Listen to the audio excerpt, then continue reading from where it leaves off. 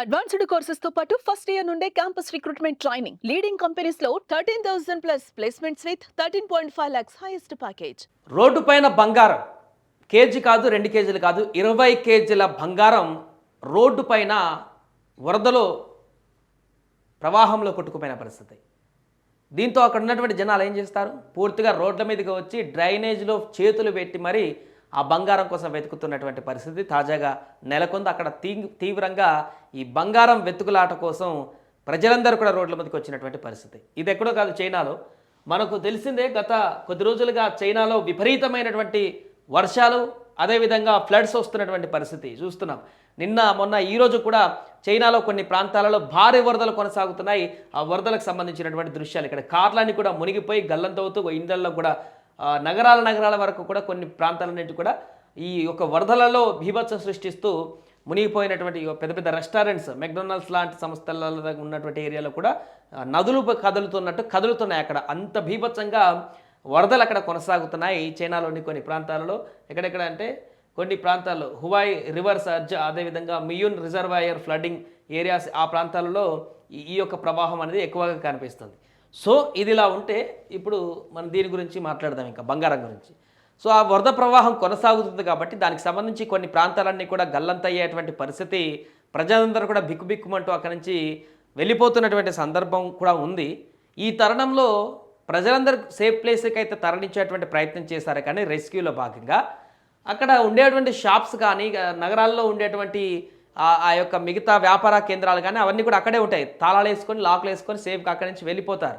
But అక్కడ వచ్చినటువంటి వరద ప్రవాహం ఎంత దారుణంగా ఉందంటే ఆ షాపులలో ఉన్నటువంటి షట్టర్లు, మిగతా ఎక్విప్మెంట్స్ అన్నిటినీ కూడా ఈ వరద ప్రవాహంతో తీసుకువెళ్ళేటువంటి పరిణామం జరిగింది. ఆ కారణం చేతనే ఇప్పుడు 20 కేజీల బంగారం అనేది అక్కడ సంచలనంగా మారింది. చైనాలో ఉన్నటువంటి ఒక బంగారం షాప్లో ఈ యొక్క బంగారం అంతా కూడా కొట్టుకు వెళ్ళేటువంటి పరిస్థితి వచ్చింది. దానికి సంబంధించి చూద్దాం. షాంగ్జీ ప్రావిన్స్ ప్రాంతం వరదలకు చెగురుటాకుల వణికిపోతుంది ప్రస్తుతం. అక్కడ వరదల సమయాలలో ఊళ్ళు షాపులు భారీగా డ్యామేజ్ అయిపోయాయి. అదే సమయంలో ఒక నగల షాపు నుంచి బంగారం, వెండి ఆభరణాలు కొట్టుకుపోయాయి. సో ఈ వరదల ప్రభావంతో అక్కడ ఏదైతే జ్యువెలరీ షాప్ ఉంటుందో, మనకు కూడా ఇట్లా రోడ్డు మీద ఏ విధంగా అయితే ఉంటాయో పెద్ద పెద్ద షాప్స్, ఆ రకంగా ఉన్నటువంటి ఒక షాప్ ఈ వరదల ప్రవాహంతో పూర్తిగా ఆ షాప్ అంతా కూడా కొట్టుకుపోయింది. పలు షాపుల్లో బంగారం అంతా కూడా కొట్టుకుపోయింది. మిగతా షాపులలో కూడా పోయిన బంగారం కోసం రోడ్లపైన వెతికే పనిలో పడ్డారు. ఇప్పుడు ప్రస్తుతం స్థానికులు ఉచి కౌంటీలో జూలై 26న బంగారం షాపులు కొట్టుకుపోయినట్టు సమీపంలో ఉన్నటువంటి ఒక ప్రాంత ప్రజల చెవిలో పడింది. దీంతో, ఎందుకంటే ఈ ప్రాంతం సముద్ర తీరానికి దగ్గరలో ఉంటుంది, స్థానికంగా షాప్ ఓనర్ షాప్ని ఓపెన్ చేశాడు. సిబ్బంది చూస్తుండగానే వరద నీరు షాప్లోకి చొచ్చుకు వచ్చింది. సో వరద ఉధృతి కళ్ళ ముందే షాప్లోని బంగారం, వెండి ఆభరణాలన్నీ కొట్టుకుపోయాయి. వాళ్ళు చూస్తుండగానే ఇదంతా జరిగిందంట.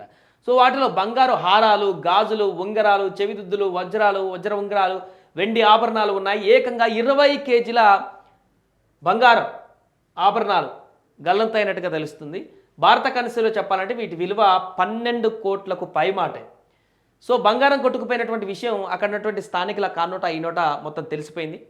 ఈ తరుణంలో వెంటనే అప్రమత్తమైనటువంటి వారందరూ ఏమాత్రం ఆలస్యం చేయకుండా, మనందరికీ తెలిసిందే, రోడ్డు మీద ఎక్కడైనా బంగారం గల్లంతైందంటే ఊకుంటారు. అది కూడా 20 కేజీల బంగారం ఆభరణాలు. అవి ఏమాత్రం ఆలస్యం చేయకుండా వరదలు వచ్చిన సమీప ప్రాంతంలోని వీధుల్లోకి చేరి బంగారం కోసం ప్రజలు వెతకడం మొదలుపెట్టారు. తమకు దొరికిన ఆభరణాలను కొందరు తమకు ఇచ్చేశారని షాప్ యజమాని తెలిపారు. ఆ విధంగా కేజీ బంగారం వచ్చిందన్నారు. దాదాపు 5 రోజులు గడుస్తున్నా ఇంకా 19 కేజీల బంగారం కనిపించలేదు.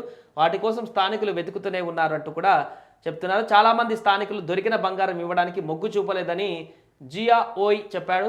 ప్రస్తుతం మార్కెట్లో బంగారానికి ఆస్థాయి ధర ఉండడమే కారణం ఉన్నట్లు ప్రపంచవ్యాప్తంగా బంగారం దిగుమతి ఎక్కువగా చేస్తున్న దేశాల్లో చైనా కూడా మొదటి స్థానంలో ఉంది. సో ఈ సందర్భంలో ఇక్కడ చూడొచ్చు విజువల్స్, వెతికేటువంటి పరిణామాలు. 20 కేజీల బంగారం పోతే ఇప్పటి వరకు ఆయనకి రిటర్న్ వచ్చిందంటే ప్రజలు కొంతమంది వాళ్ళు రిటర్న్ ఇట్లా వెతుకుతున్నప్పుడు ఆ బురదలలో కానీ, మడిలో కానీ, డ్రైనేజీలో కానీ దొరికినటువంటి కొన్ని ఆభరణాలు తీసుకొచ్చిన వాళ్ళు కొంతమంది ఉన్నారట. పాపం కొంతమంది ఆ షాపు యజమానికి ఎందుకు నష్టం చేకూర్చాలని ఆ వస్తువులు ఆయనకి ఇచ్చారు. చాలా వరకు ఎవరికి దొరికింది వాళ్ళు తీసుకొని పరారైపోయారంట. గాజులు దొరికితే గాజులు, దిద్దులు దొరికితే దిద్దులు, హారాలు దొరికితే హారాలు, ఏది దొరికితే అది ఇక వరదలలో ఎవరికి దొరికింది వాళ్ళు తీసుకువెళ్ళినటువంటి పరిణామం కూడా అక్కడ కనిపించిందంటూ కూడా చెప్తున్నారు. చూడండి ఏ విధంగా వెతుకుతున్నాడు. మట్టిలలో, బురదలలో కూడా ఒక్కొక్క హారాన్ని వెతుకుతున్నటువంటి పరిస్థితి. ఎందుకంటే అవన్నీ రెడీమేడ్ ఐటమ్స్.